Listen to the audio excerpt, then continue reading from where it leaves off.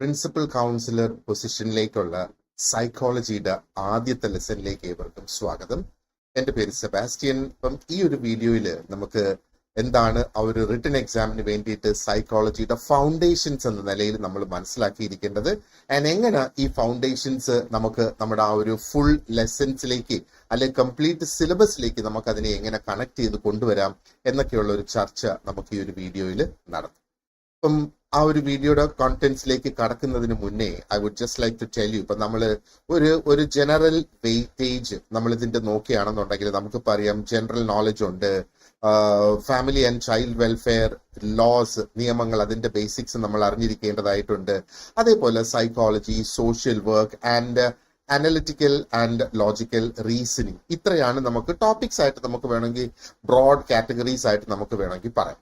അപ്പോ general knowledge ഏകദേശം ഒരു 15 മുതൽ 20 മാർക്ക് വരെയുള്ള ചോദ്യങ്ങൾ അതിൽ വരുന്നതായിട്ട് നമുക്ക് കാണാം. അതേപോലെ തന്നെ അനലിറ്റിക്കൽ ആൻഡ് ലോജിക്കൽ റീസണിങ്ങിന്റെ നോക്കിയാലും ഏകദേശം 15 മുതൽ 20 മാർക്കിന്റെ ചോദ്യങ്ങൾ ഇതിനു മുന്നേ നടന്നിട്ടുള്ള 3 പരീക്ഷകൾ നമ്മളൊന്ന് അനലൈസ് ചെയ്താൽ നമുക്കത് മനസ്സിലാകും. നിയമങ്ങളെ അടിസ്ഥാനപ്പെടുത്തിയിട്ട് അതിലും ഏകദേശം 15 to 20 ക്വസ്റ്റ്യൻസ് എന്ന് നമുക്ക് പറയാം. ആൻഡ് സൈക്കോളജി 20 മുതൽ 25 ചോദ്യങ്ങൾ സൈക്കോളജി ബേസ് ചെയ്ത് വരും. ഇപ്പം സൈക്കോളജി നമുക്ക് കുറേയധികം പോർഷൻസ് ഉണ്ട് നമുക്ക് കവർ ചെയ്യാനായിട്ട്. വളരെ വാസ്റ്റ് ആയിട്ടുള്ള ടോപ്പിക്സ് ആണ് ഇതിനകത്ത് കവർ ചെയ്തിട്ടുള്ളത്.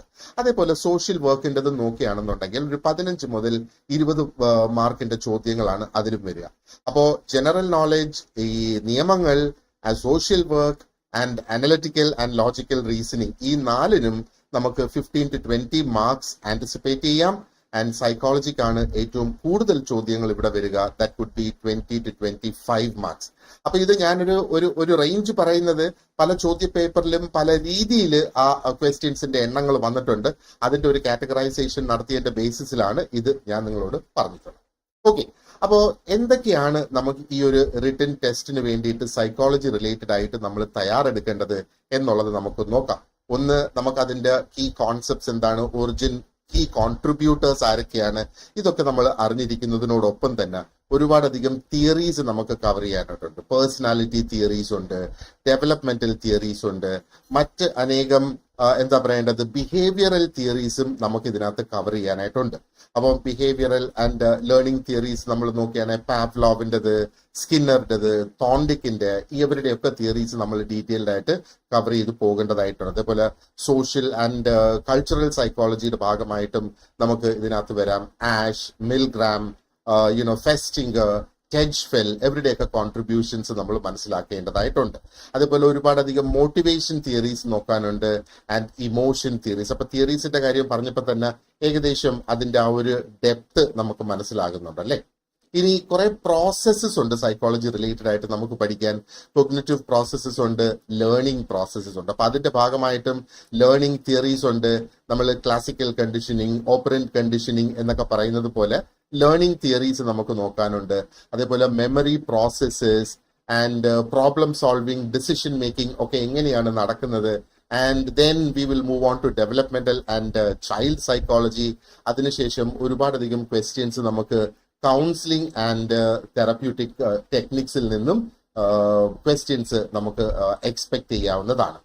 ബിഹേവിയറൽ തെറാപ്പീസ്, ഹ്യൂമനിസ്റ്റിക് തെറാപ്പീസ്, അതൊക്കെ നമുക്ക് നോക്കേണ്ടതായിട്ടുണ്ട്. ഓക്കെ, ആൻഡ് തിങ്ക് അബൌട്ട് ആ ഒരു ഡിജിറ്റൽ എത്തിക്സ് ഓൺലൈൻ കൗൺസിലിങ്ങിനുള്ളത്, അത് എത്തിക്കൽ കൺസിഡറേഷൻസ് ഇൻ കൗൺസിലിംഗ്, അതും ഒരു ടോപ്പിക്കായിട്ട് തന്നെ നമ്മൾ കവർ ചെയ്യണം. And neurological psychology and biological സൈക്കോളജിയും ടച്ച് അപ്പോൺ ചെയ്തു പോകുന്നുണ്ട്. ഉദാഹരണത്തിന് ബ്രെയിനിന്റെ സ്ട്രക്ചർ എന്താണ്, ന്യൂറൽ കമ്മ്യൂണിക്കേഷൻ എങ്ങനെ നടക്കുന്നു, അങ്ങനെ തുടർന്നുള്ള സംഗതികൾ. ഇനി സൈക്കോളജിക്കൽ ഡിസോർഡേഴ്സ് റിലേറ്റഡ് ആയിട്ടുള്ള ക്വസ്റ്റ്യൻസ് വന്നിട്ടുണ്ട്. അപ്പൊ അതിന്റെ ക്ലാസിഫിക്കേഷൻ എങ്ങനെയാണെന്നുള്ളത് നമ്മൾ അറിഞ്ഞിരിക്കണം. ആ ഡിസോർഡേഴ്സിന്റെ DSM-5, ICD-11 എന്നൊക്കെ പറയുന്ന ഡിഫറെന്റ് ക്ലാസിഫിക്കേഷൻസ് ഉണ്ടല്ലോ, അതൊക്കെ നമ്മൾ അറിഞ്ഞിരിക്കണം. എന്തൊക്കെയാണ് സിംറ്റംസ് എന്നുള്ള, അവിടെയും എത്തിക്കൽ ഇഷ്യൂസ് വരുന്നുണ്ട്. നമ്മുടെ ആ ഒരു പോസ്റ്റ് നമ്മൾ നോക്കുവാണെന്നുണ്ടെങ്കിൽ ദ പ്രിൻസിപ്പൽ കൗൺസിലർ എന്നുള്ളതാണ് ആ ഒരു പോസ്റ്റ് വരുന്നത് അല്ലേ. സോ ഒത്തിരി അധികം കാര്യങ്ങളുണ്ട് നമ്മൾ ഇതിനകത്ത് നോക്കാനായിട്ട്. ആൻഡ് എക്സ്പെരിമെന്റൽ സൈക്കോളജി, അതിന്റെ റിസർച്ച് മെത്തേഡ്സ് ഉണ്ട്. ഇനി മിസ്ലേനിയസ് ആയിട്ട് കുറെ അധികം ടോപ്പിക്സും ഉണ്ട്. അതാണ് നമ്മൾ ഇന്ന് കുറെ അധികം അതിൽ നിന്ന് നോക്കും. ഹിസ്റ്റോറിക്കൽ കോൺട്രിബ്യൂഷൻസ് അതിനകത്ത് വരുന്നുണ്ട്, സോഷ്യൽ സൈക്കോളജി വരുന്നുണ്ട്, അതിന്റെ കൊഗ്നിറ്റീവ് ആസ്പെക്ട്സ് എന്തൊക്കെയാണ് എന്നുള്ളത് വരുന്നുണ്ട്. ബിഹേവിയറൽ സയൻസ് ഒരു ബ്രാഞ്ച് തന്നെ നമുക്ക് നോക്കാം.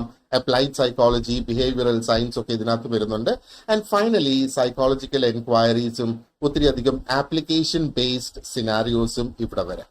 അപ്പോ എത്തിക്കൽ ഇഷ്യൂസ് നമുക്ക് വേണമെങ്കിൽ കോൺഫിഡൻഷ്യാലിറ്റി എടുത്ത് ഒരു സിനാരിയോ ബേസ്ഡ് ക്വസ്റ്റ്യൻ ആയിട്ട് അതിനകത്ത് വേണമെങ്കിൽ നമുക്ക് വരാം. ഇനി തിയറിയിൽ അല്ലെങ്കിൽ റിസർച്ചിൽ എങ്ങനെ ഡിസീവ് ചെയ്യാനായിട്ട് സാധിക്കും, എങ്ങനെ ആ ഒരു ഡിസെപ്ഷൻ എങ്ങനെയാണ്, അതെങ്ങനെ തടയാം, എങ്ങനെ അത് ചെയ്യാതിരിക്കാം എന്നൊക്കെയുള്ള കാര്യങ്ങൾ. ഇപ്പൊ ബ്രോഡായിട്ട് നോക്കുവാണെന്നുണ്ടെങ്കിൽ ഈ സൈക്കോളജിയുടെ ടോപ്പിക്സ് തന്നെ നമുക്കൊരു 10 ബ്രോഡ് കാറ്റഗറീസ് ആയിട്ട് നമുക്ക് വേണമെങ്കിൽ തിരിക്കാം.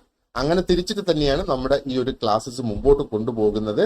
ആൻഡ് ഇതിലെ കംപ്ലീറ്റ് ലെസൺസും അതിന്റെ വീഡിയോസും നോട്ട്സും ക്വസ്റ്റ്യൻ ആൻസേഴ്സും മോക്ക് ടെസ്റ്റ്, മോഡൽ എക്സാം എല്ലാം ലഭിക്കുന്നതിനായിട്ട് you can join our gold batch. അപ്പോൾ ഗോൾഡ് ബാച്ചിൽ ജോയിൻ ചെയ്യുന്നതിന് you can contact me directly.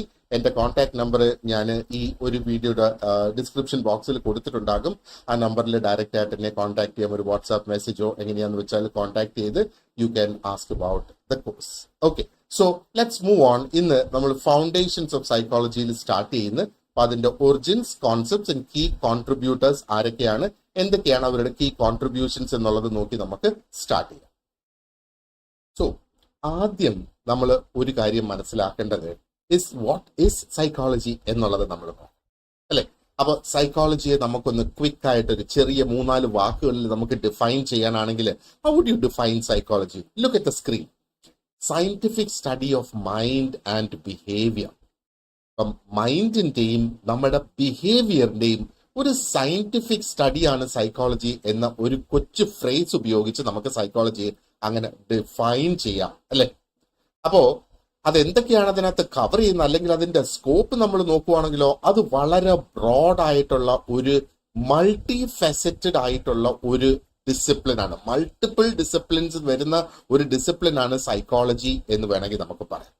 അപ്പൊ ഇതിലൂടെ എന്തൊക്കെ കവർ ചെയ്യുന്നത്, എങ്ങനെയാണ് വ്യക്തികൾ ചിന്തിക്കുന്നത്, എങ്ങനെയാണ് ഓരോരുത്തർക്ക് ഫീൽ ചെയ്യുന്നത്, എങ്ങനെ ഓരോരുത്തർ ആക്ട് ചെയ്യുന്നു, ബിഹേവ് ചെയ്യുന്നു, അത് ഒരു വ്യക്തിപരമായിട്ടും ആ ഒരു വ്യക്തി ഒരു ഗ്രൂപ്പിന്റെ ഭാഗമായിട്ടും എങ്ങനെ ബിഹേവ് ചെയ്യും, അതൊക്കെ നമുക്ക് തരം തിരിച്ച് നോക്കേണ്ടതായിട്ടുണ്ട്. അപ്പൊ ഈ ഒരു ഇൻട്രൊഡക്ടറി ലെസൺ നമ്മൾ ആ ഒരു ഫൗണ്ടേഷൻ ലേ ചെയ്യുക എന്നുള്ളതാണ്. ഇനി വരാനിരിക്കുന്ന ടോപ്പിക്സിന്റെയൊക്കെ ഡീപ്പായിട്ടുള്ള ഒരു എക്സ്പ്ലോറേഷൻ നമുക്ക് നടത്തേണ്ടതായിട്ടുണ്ട്, അല്ലെ? ഒരുപാടധികം സൈക്കോളജിക്കൽ കോൺസെപ്റ്റ്സും തിയറീസും ആപ്ലിക്കേഷൻസും ഒക്കെ. സോ ഈ ഒരു ലെസൺ എന്ന് പറയുന്നത് let it set the stage for the subsequent lessons എന്നുള്ളതാണ്. Okay, so let's move on. Origins നമുക്ക് നോക്കുവാണെന്നുണ്ടെങ്കിൽ എങ്ങനെയാണ് സൈക്കോളജി ഒറിജിനേറ്റ് ചെയ്തത് and how did it evolve എന്നുള്ളത് നമുക്ക് നോക്കാം. ഇപ്പം സൈക്കോളജി എന്ന് പറയുമ്പോഴത്തേക്ക് അത് ഒരു സയന്റിഫിക് ഡിസിപ്ലിൻ ആയിട്ടാണ് ശരിക്കും അത് ഇവോൾവ് ആയി വന്നിട്ടുള്ളത്.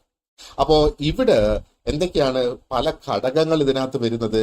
ഒന്ന്, ഫിലോസഫിക്കൽ ഇൻക്വയറി. ദോസ് ക്വസ്റ്റ്യൻസ് ആ ഫിലോസഫി റിലേറ്റഡ് ആയിട്ടുള്ള ക്വസ്റ്റ്യൻസ് ആൻഡ് അതിന്റെ പിന്നിലെ ബയോളജിക്കൽ അണ്ടർസ്റ്റാൻഡിങ്ങും കൂടെ കൊണ്ടുവരുമ്പോഴാണ് അത് പൂർണ്ണമാകുന്നതെന്ന് വേണമെങ്കിൽ നമുക്ക് പറയാം.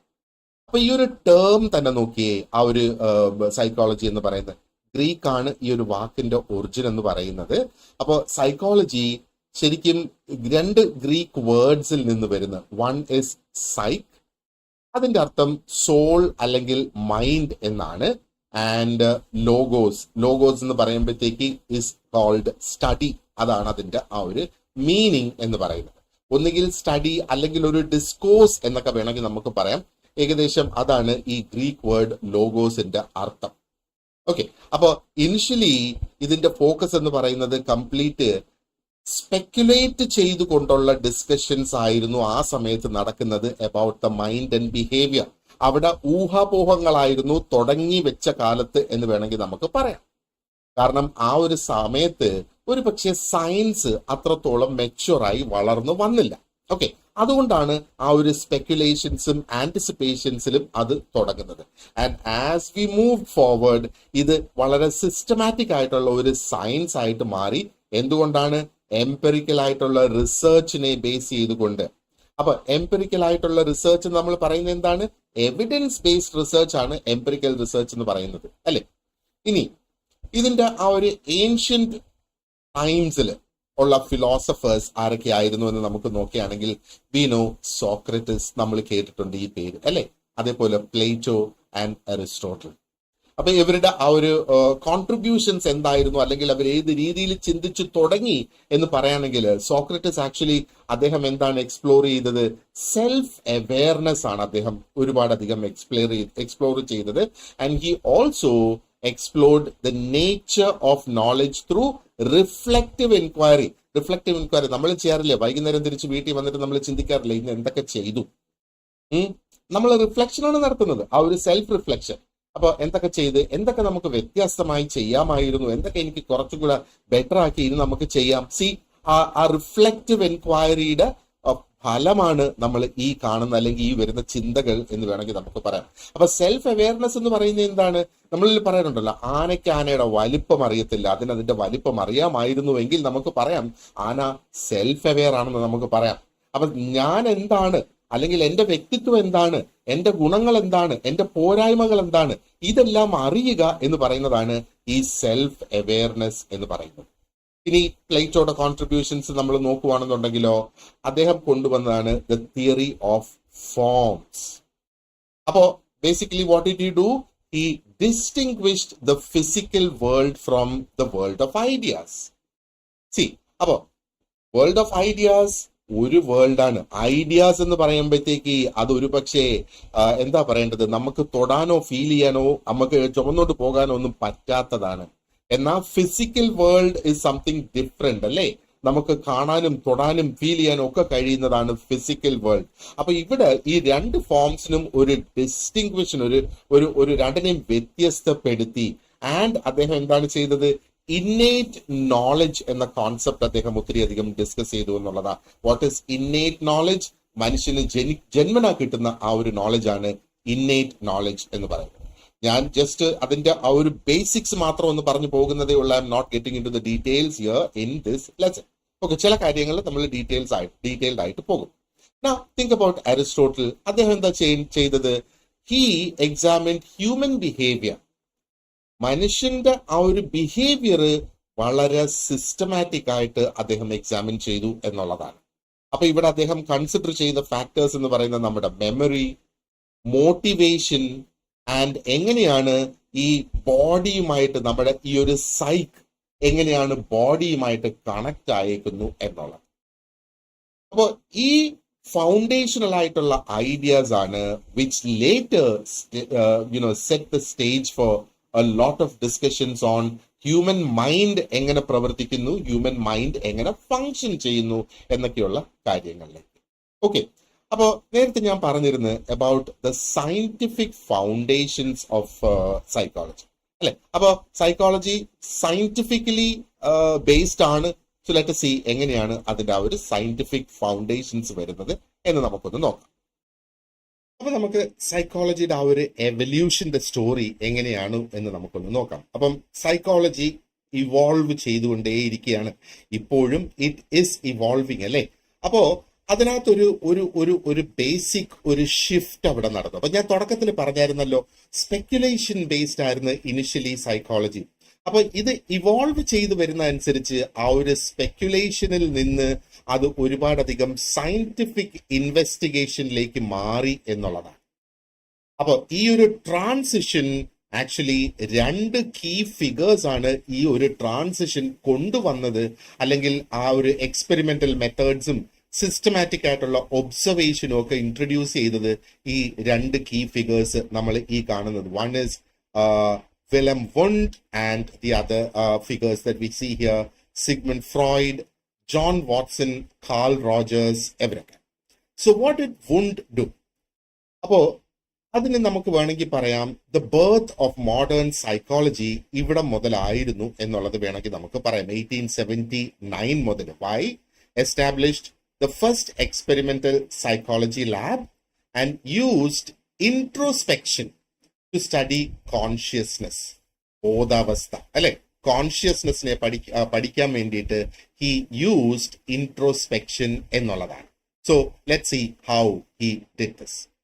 നമുക്ക് വേണമെങ്കിൽ പറയാം ആ ഒരു true scientific study of psychology അത് തുടങ്ങിയത് is with Wilhelm Wundt.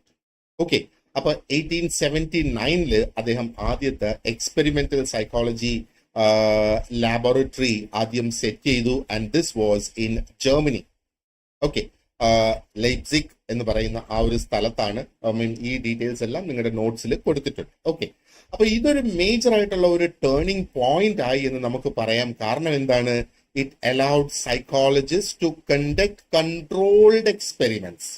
Okay, controlled ആയിട്ടുള്ള സിറ്റുവേഷൻസിൽ അല്ലെങ്കിൽ കൺട്രോൾഡ് ആയിട്ട് പാരാമീറ്റേഴ്സിനെ കൺട്രോൾ ചെയ്ത് വെച്ച് എക്സ്പെരിമെന്റ്സ് നടത്താനായിട്ട് സാധിച്ചു to study human consciousness. Wundt also use this method called introspection. അപ്പൊ ഈ ഇൻട്രോസ്പെക്ഷൻ ശരിക്കും how did this introspection work, അല്ലെങ്കിൽ what is introspection? where individuals examined and reported their thoughts and experiences in response to a stimuli. Okay, ആ ഒരു കോൺസെപ്റ്റിലാണ് ഇത് പ്രവർത്തിച്ചത്. So it's A stimulus, ഒരു stimuli. അപ്പൊ A simple pinch is also A stimuli. Okay, അപ്പൊ ആ ഒരു സ്റ്റിമുലയില് എന്തൊക്കെയാണ് അവർക്കുണ്ടായ എക്സ്പീരിയൻസ്, എന്തൊക്കെയാണ് അവർക്കുണ്ടായ ചിന്തകള്, ഇത് സ്വയം അവര് എക്സാമിൻ ചെയ്ത് അതിനെ റിപ്പോർട്ടാക്കി മാറ്റി എന്നുള്ളതാണ്. അപ്പൊ അദ്ദേഹത്തിന്റെ ഈ കോൺട്രിബ്യൂഷൻസ് ഇത്രയും അധികം ഉള്ളത് കൊണ്ട് he is often called the father of modern psychology. അപ്പൊ ഫാദർ ഓഫ് മോഡേൺ സൈക്കോളജി ആണ് വില്യം വോണ്ട്. വില്യം അല്ല, വിൽഹെൽം. ഓക്കെ, വിൽഹെൽം. അപ്പൊ ആ എൽ നമ്മൾ സൈലന്റ് ആക്കി വെക്കുമ്പോഴത്തേക്ക് വിൽഹാം എന്ന് നമുക്ക് പറയാം, വില്യം വോണ്ട്. Okay, fine. ഇനി മറ്റ് കീ ഫിഗേഴ്സിന്റെ കാര്യം നമ്മൾ പറഞ്ഞല്ലേ, സൈക്കോളജി വീണ്ടും ഡെവലപ്ഡ് ആയി വന്നു. അപ്പം ഒത്തിരിയധികം സ്കോളേഴ്സ് പുതിയ പുതിയ കാഴ്ചപ്പാടുകൾ, പുതിയ പുതിയ പെർസ്പെക്ടിവ്സ് അവർ ഇൻട്രൊഡ്യൂസ് ചെയ്തു എന്നുള്ളത്. ഫ്രോയിഡിന്റെ ഒരുപാടധികം തിയറീസ് നമുക്ക് പഠിക്കാനുണ്ട്. ഫ്രോയിഡിനെ പോലെ ഒരു വ്യക്തി ഇല്ലായിരുന്നെങ്കിൽ ഒരു പക്ഷേ സൈക്കോളജി പോലും ഈ ഒരു ലെവലിൽ എത്തണം എന്ന് നിർബന്ധമില്ല, അല്ലെ? സോ ഇൻ ബിറ്റ്വീൻ 1856 and 1939 അദ്ദേഹത്തിന്റെ ലൈഫ് സ്പാൻ അതായിരുന്നു. അദ്ദേഹം ശരിക്കും സൈക്കോ അനാലിസിസ് ഡെവലപ്പ് ചെയ്തു എന്നുള്ളതാണ്. So what is psycho analysis? It is A theory. ഈ തിയറിയുടെ ഫോക്കസ് എന്ന് പറയുന്നത് was on the unconscious mind. അപ്പൊ അദ്ദേഹം കുറെ കമ്പോണൻസ് ഇവിടെ കൊണ്ടുവന്ന്, ഒന്ന് നമ്മുടെ അബോധ മനസ്സ്, അൺകോൺഷ്യസ് മൈൻഡ്, പിന്നെ കുട്ടിക്കാലത്ത് നമുക്ക് ഉണ്ടാകുന്ന എക്സ്പീരിയൻസസ്, ആൻഡ് എങ്ങനെയാണ് ആ ഒരു സൈക്കോസെക്ഷുവൽ ഡെവലപ്മെന്റ് ഒരു കുട്ടിയിൽ അല്ലെങ്കിൽ ഒരു മനുഷ്യനിൽ ഉണ്ടാകുന്നത് എന്നൊക്കെയുള്ളത്. ആൻഡ് ഇവിടെ അദ്ദേഹം വിശ്വസിച്ചിരുന്ന പ്രധാനപ്പെട്ട സംഗതി എന്ന് പറയുന്നത് നമ്മുടെ അൺകോൺഷ്യസ് ആയിട്ടുള്ള തോട്ട്സും നമ്മുടെ ആഗ്രഹങ്ങള്, നമ്മുടെ ഡിസയേഴ്സ്. അപ്പം അൺകോൺഷ്യസ് ആയിട്ടുള്ള ചിന്തകളും നമ്മുടെ ഡിസയേഴ്സും നമ്മുടെ ബിഹേവിയറിനെ ഇൻഫ്ലുവൻസ് ചെയ്യും എന്നുള്ള ഈ ഒരു ചിന്തയിൽ നിന്നാണ് അദ്ദേഹത്തിന്റെ ഈ കോൺസെപ്റ്റ്സ് ഒക്കെ ഉടലെടുത്തതെന്ന് വേണമെങ്കിൽ നമുക്ക് പറയാം. ശരിക്കും അത് കറക്റ്റ് തന്നെയല്ലേ? അൺകോൺഷ്യസ് ആയിട്ട് നമ്മുടെ മൈൻഡിൽ കിടക്കുന്ന ചിന്തകൾ, നമ്മുടെ ഡിസയേഴ്സ്, അത് പിന്നീട് നമ്മുടെ ലൈഫിലെ ബിഹേവിയറിനെ അല്ലെങ്കിൽ നമ്മൾ എങ്ങനെ ബിഹേവ് ചെയ്യുന്നു എന്നുള്ളതിനെ അത് സ്വാധീനിക്കും. അങ്ങനെയാണ് അദ്ദേഹം കുറെ അധികം ടെക്നിക്സ് കൊണ്ടുവന്നത്, like dream analysis and also the free association. Dream analysis ഒരു ടെക്നിക്കാണ്, ഫ്രീ അസോസിയേഷൻ ഒരു ടെക്നിക്കാണ്. ഇതൊക്കെ എക്സ്പ്ലോർ ചെയ്യുന്നതിന് വേണ്ടിയിട്ട് അദ്ദേഹം കൊണ്ടുവന്ന തോട്ട്സ് ആണ്. ഇനി നമ്മൾ വാട്സന്റെ കാര്യം നോക്കുവാണെന്നുണ്ടെങ്കിലോ, അദ്ദേഹം ശരിക്കും ബിഹേവിയറിസത്തിലാണ് വാട്സൺ ശരിക്കും പയനിയർ ചെയ്തിട്ടുള്ളത്. അപ്പൊ നോക്ക്, സൈക്കോളജിയുടെ ഡെവലപ്മെന്റ് പലപ്പോഴും നടക്കുന്നത് ഒരു പ്രീവിയസ് തോട്ടിനെ റിജക്ട് ചെയ്തുകൊണ്ട് ഒരു പുതിയ തോട്ട് അവിടെ വരെയാണ്. അപ്പം അദ്ദേഹം ബിഹേവിയറിസത്തിൽ നമ്മൾ പയനിയർ ചെയ്തു എന്ന് പറയുമ്പോഴത്തേക്ക് എന്താ പറയേണ്ടത്? ഈ ബിഹേവിയറിസം എന്ന് പറയുന്ന കാഴ്ചപ്പാട് അല്ലെങ്കിൽ ഈ ഒരു പെർസ്പെക്റ്റീവ് എന്ന് പറയുന്നത് ഇൻട്രോസ്പെക്ഷൻ എന്ന ആ ഒരു കോൺസെപ്റ്റിനെ റിജക്ട് ചെയ്തുകൊണ്ട് ഇവിടെ ഒബ്സർവബിൾ ആയിട്ടുള്ള ബിഹേവിയറിലേക്ക് മാറി ഫോക്കസ്. ഇൻട്രോസ്പെക്ഷൻ എന്ന് പറയുമ്പോഴത്തേക്ക് എന്താണ്? I am observing myself and I am coming out with a report എന്നുള്ളതാണല്ലേ. അത് മാറി ഒബ്സർവബിൾ ബിഹേവിയേഴ്സിലേക്ക് വന്നു. കാരണം അദ്ദേഹം പറഞ്ഞത്, അല്ലെങ്കിൽ അദ്ദേഹത്തിന്റെ പ്രധാന പോയിന്റ്, അദ്ദേഹത്തിന്റെ ആർഗ്യുമെന്റ് എന്ന് പറയുന്നത് all behaviors are learned through conditioning. എല്ലാ ബിഹേവിയേഴ്സും, നമ്മുടെ എല്ലാ പെരുമാറ്റങ്ങളും നമ്മൾ കണ്ടീഷനിങ്ങിലൂടെയാണ് നമ്മൾ പഠിച്ചെടുക്കുന്നത്.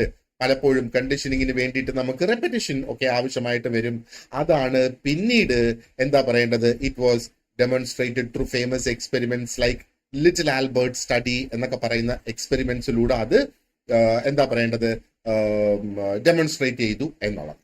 ഇനി നമ്മൾ കാൾ റോജേഴ്സിന്റെ കാര്യം നോക്കുകയാണെന്നുണ്ടെങ്കിൽ okay, that against he started from 1902 to 1987. അദ്ദേഹം ജീവിച്ചിരുന്ന കാലഘട്ടം അതാണ്. അപ്പൊ നോക്കുക, നമ്മൾ ആദ്യം സ്റ്റാർട്ട് ചെയ്തത് ഫ്രോയിഡ്, അദ്ദേഹം ജീവിച്ചിരുന്നത് 1856-ന്റെയും 1939-ന്റെ ഇടയിലാണ്.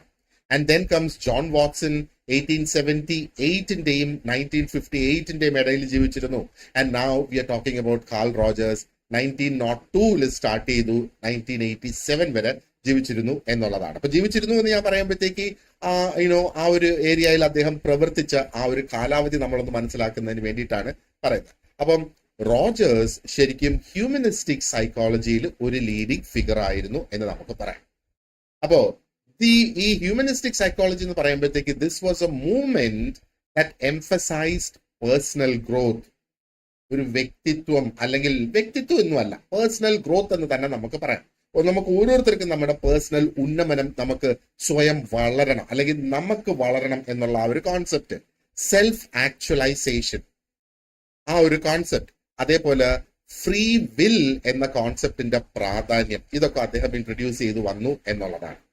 അദ്ദേഹം ശരിക്കും ക്ലയന്റ് സെന്റേർഡ് തെറാപ്പി ഇൻട്രൊഡ്യൂസ് ചെയ്തതാണ് കാൾ റോജേഴ്സ്. ഓക്കെ, ഇപ്പൊ ക്ലയന്റ് സെന്റേർഡ് തെറാപ്പിയിൽ എന്താണ് ശരിക്കും അവിടെ ഫോക്കസ് ചെയ്യുന്നത്? Focus on providing A supportive and and empathetic environment for personal development. അതാണ് ക്ലയന്റ് സെന്റേർഡ് തെറാപ്പിയുടെ ഒരു അണ്ടർലൈൻ പ്രിൻസിപ്പിൾ എന്ന് പറയുന്നത്.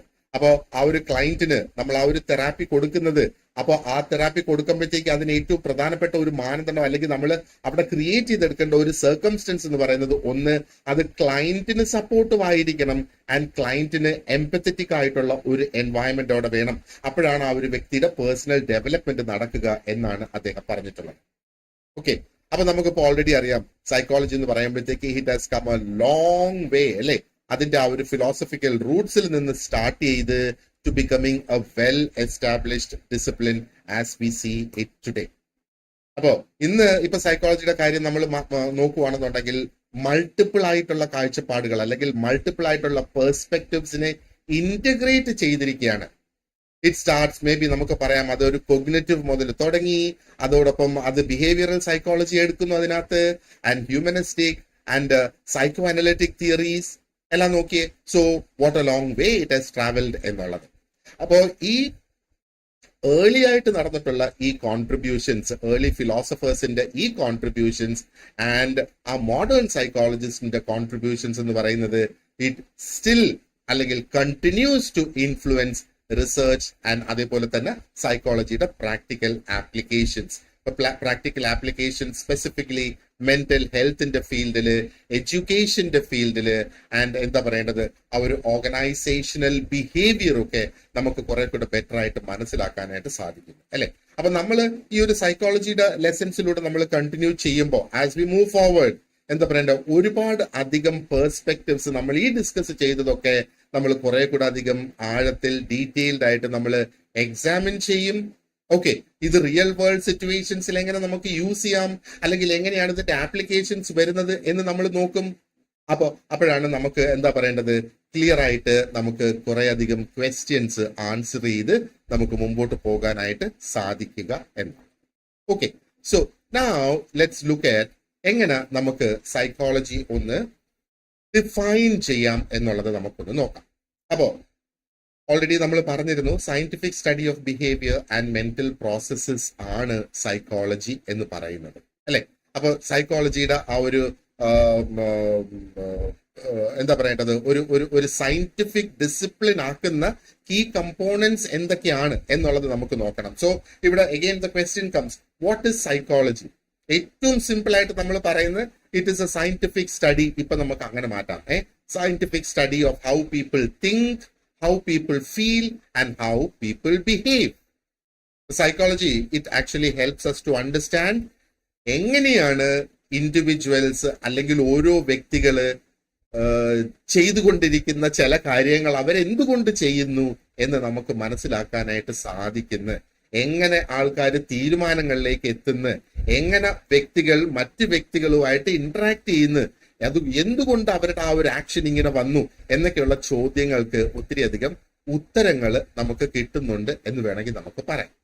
ഓക്കെ, അപ്പോ എന്താ പറയേണ്ടത്, ഈ ഒരു ഡിസിപ്ലിൻ സൈക്കോളജി എന്ന് പറയുന്നത് ഒത്തിരി അധികം ഡിപ്പെൻഡഡ് ആണ് on research, on experimentation and also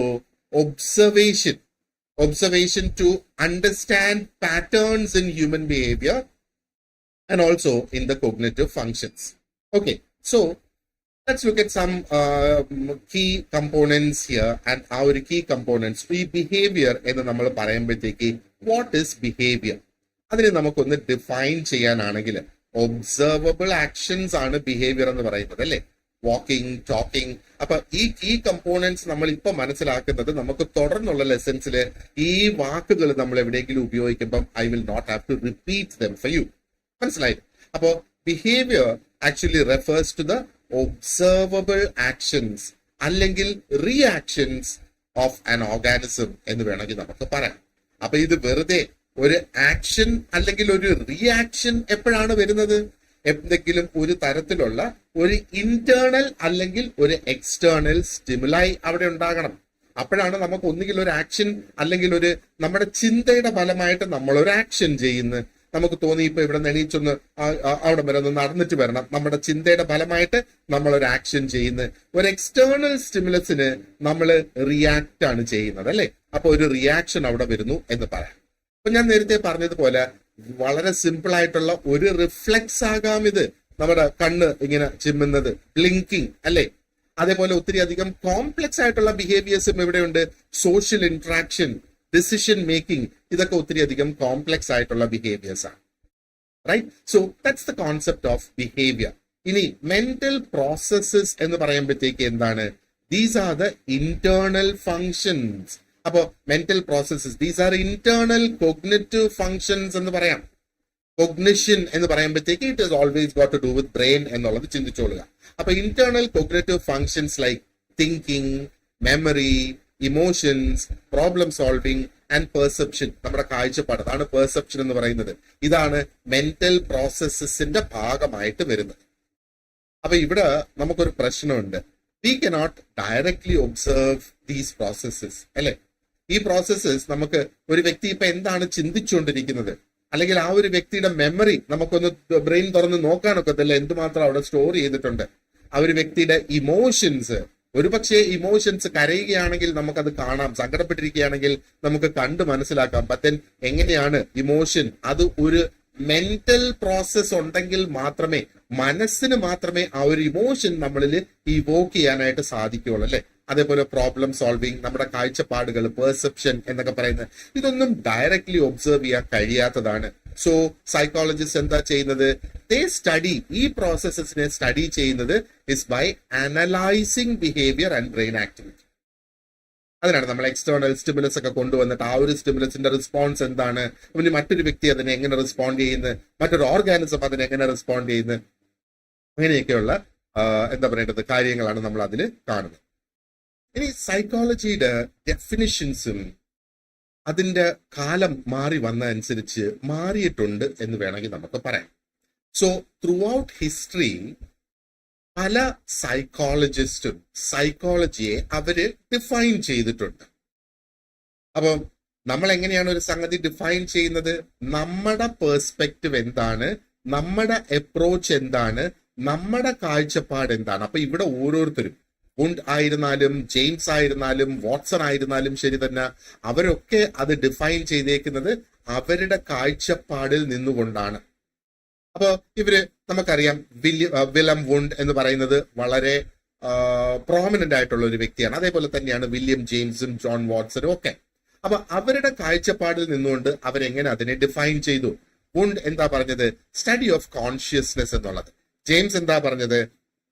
science of mental life എന്നുള്ളത്. ജെയിംസ് എന്ന് പറയുന്നത് വില്യം ജെയിംസ് ആണ്. And what did John Watson say? He said science of observable behaviour എന്ന് പറഞ്ഞു. സോ വുണ്ട് ആണ് നമുക്ക് ഓൾറെഡി അറിയാം, he was the first to establish psychology as a formal science. Psychology ഒരു ഫോർമൽ സയൻസ് എന്ന നിലയിൽ അദ്ദേഹം എസ്റ്റാബ്ലിഷ് ചെയ്ത് കൊണ്ടുവന്നു. അപ്പം അദ്ദേഹം സൈക്കോളജിയെ ഡിഫൈൻ ചെയ്തത് എങ്ങനെയാണ്?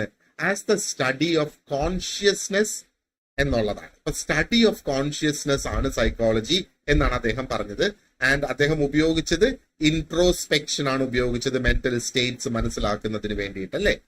ആൻഡ് എക്സ്പെരിമെന്റൽ സൈക്കോളജിയുടെ ഫൗണ്ടേഷൻസ് അദ്ദേഹം ലേ ചെയ്തു. ഇത് ഓർത്ത് വെച്ചോളുക. എക്സ്പെരിമെന്റൽ സൈക്കോളജിയുടെ foundation it is Wilhelm Wundt. Okay, ഇനി വില്യം ജെയിംസിന്റെ കാര്യം പറയാനാണെങ്കിലോ, അദ്ദേഹത്തിനും ഒരു ടൈറ്റിൽ ഉണ്ട്. He is the father of American psychology.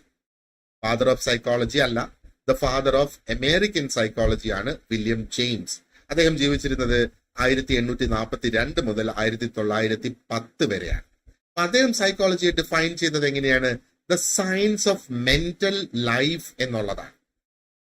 അപ്പോ science of mental life, both of its phenomena and their conditions. അപ്പം മനസ്സിന്റെ മെന്റൽ ലൈഫിന്റെ ആ ഒരു ഫിനോമിനൻ എന്താണ്, ആൻഡ് അതേപോലെ ആ ഒരു മെന്റൽ ലൈഫിന്റെ കണ്ടീഷൻസ് എന്താണ്, അത് ആണ് സൈക്കോളജി എന്നുള്ളതാണ് അദ്ദേഹം ഡിഫൈൻ ചെയ്തത്. അപ്പൊ അദ്ദേഹം പ്രധാനമായിട്ട് ഇവിടെ ഫോക്കസ് ചെയ്തത് on how mental processes help individuals adapt to their environment. അപ്പം നമ്മുടെ ആ ഒരു ചിന്താഗതി, അല്ലെ? അപ്പൊ നമ്മുടെ മനസ്സിൽ നടക്കുന്ന പ്രോസസ്സസ് അതെങ്ങനെയാണ് നമ്മൾ ഒരു പുതിയ എൻവയൺമെന്റുമായിട്ട് നമുക്ക് അഡാപ്റ്റ് ചെയ്യാനായിട്ട് സാധിക്കുക എന്നുള്ളതിനകത്ത് അദ്ദേഹം ഫോക്കസ് ചെയ്തു എന്നുള്ളത്. അങ്ങനെയാണ് നമുക്ക് എന്താ പറയേണ്ടത്, ഫങ്ഷണലിസം എന്ന കോൺസെപ്റ്റ് ഡെവലപ്പ് ചെയ്ത് വന്നത്. ഇനി ജോൺ വാട്സന്റെ കാര്യം പറയാനാണെങ്കിലോ, he is the father of behaviourism, John Watson. അപ്പൊ വാട്സൺ റീഡിഫൈൻ ചെയ്തു എന്ന് വേണമെങ്കിൽ നമുക്ക് പറയാം സൈക്കോളജിയെ as the science of observable behaviour. അപ്പൊ ഇവിടെ അദ്ദേഹത്തിന്റെ ഈ ഒരു ഡെഫിനിഷനിലൂടെ അദ്ദേഹം സ്ഥാപിച്ചെടുക്കാനായിട്ട് ശ്രമിച്ചത് എന്താണ്, അല്ലെങ്കിൽ അദ്ദേഹത്തിന്റെ പ്രധാന ആർഗ്യുമെന്റ് എന്ന് പറയുന്നത് is that psychology should focus only on measurable and objective actions. Objective ആയിട്ടുള്ള, നമുക്ക് മെഷർ ചെയ്യാൻ കഴിയുന്ന, നമുക്ക് അളക്കാനോ എണ്ണാനോ കഴിയുന്ന ആക്ഷൻസിൽ വേണം സൈക്കോളജി ഫോക്കസ് ചെയ്യാനായിട്ട്, ആൻഡ് നോട്ട് ഓൺ ഇൻട്രോസ്പെക്ഷൻ എന്നുള്ളതാണ് അദ്ദേഹം പറയുന്നത്. അങ്ങനെയാണ് ബിഹേവിയറിസം തുടങ്ങിയത്. So he is the father of behaviourism. Okay, ഇനി നമുക്ക് കുറച്ച് കീ കോൺസെപ്റ്റ്സ് ആണ് സൈക്കോളജിയിൽ നമുക്ക് നോക്കാനായിട്ടുള്ളത്. What we will do is, നമുക്കത് അടുത്ത പാർട്ടിൽ നമുക്ക് ആ കീ കോൺസെപ്റ്റ്സ് കൊണ്ട് സ്റ്റാർട്ട് ചെയ്യാം. ഞാൻ നേരത്തെ പറഞ്ഞതുപോലെ നമുക്ക് ഒരു വാട്സാപ്പ് സ്റ്റഡി ഗ്രൂപ്പ് ഉണ്ട്. അപ്പം അവർ വാട്സാപ്പ് സ്റ്റഡി ഗ്രൂപ്പിൽ ജോയിൻ ചെയ്താൽ നിങ്ങൾക്ക് കോഴ്സിനെ കുറിച്ചുള്ള അപ്ഡേറ്റ്സ് കിട്ടും. അതേപോലെ എക്സാമിനെ കുറിച്ചുള്ള അപ്ഡേറ്റ്സ് ഒക്കെ നമുക്ക് അവിടെ ഡിസ്കസ് ചെയ്യാം. അതാണ് ആ ഒരു വാട്സാപ്പ് സ്റ്റഡി ഗ്രൂപ്പ് കൊണ്ട് ഉദ്ദേശിക്കുന്നത്. ഇത് കൂടാതെ നമ്മൾ ഒരു ഗോൾഡ് ബാച്ച് റൺ ചെയ്യുന്നുണ്ട്. അപ്പൊ അതൊരു ഒരു വളരെ മിനിമൽ ആയിട്ടുള്ള ഒരു നോർമൽ ഫീ അതിന് പേ ചെയ്യേണ്ടതായിട്ടുണ്ട്. ഇപ്പൊ ഗോൾഡ് ബാച്ചിൽ ജോയിൻ ചെയ്താൽ നിങ്ങൾക്ക് കംപ്ലീറ്റ് നോട്ട്സ് കിട്ടും, കംപ്ലീറ്റ് ലെസൺസ് ഉണ്ടാകും, എല്ലാത്തിനെയും കവർ ചെയ്തുകൊണ്ടുള്ള വീഡിയോ ക്ലാസ്സസ് ഉണ്ടാകും, ഓരോ ടോപ്പിക് വൈസ് പ്രാക്ടീസ് ക്വസ്റ്റ്യൻസ് ഉണ്ടാകും, ആൻഡ് അതേപോലെ നമ്മൾ മോക്ക് ടെസ്റ്റ്, മോഡൽ എക്സാംസ് ഇതിലെല്ലാം പങ്കെടുക്കാനായിട്ട് സാധിക്കും നിങ്ങൾ ഗോൾഡ് ബാച്ചിൽ ജോയിൻ ചെയ്താൽ. ഓൾറൈറ്റ്, എന്നെ കോൺടാക്ട് ചെയ്യാനുള്ള നമ്പറാണ് സ്ക്രീനിൽ കൊടുത്തിട്ടുള്ളത്. ഈ സെയിം നമ്പർ ഞാൻ ഡിസ്ക്രിപ്ഷൻ ബോക്സിൽ വെച്ചിട്ടുണ്ട്. അവിടുന്ന് നിങ്ങൾക്ക് അത് കോപ്പി ചെയ്തെടുക്കാവുന്നതാണ്. So thank you very much for watching this part and you have a great day. Thank U.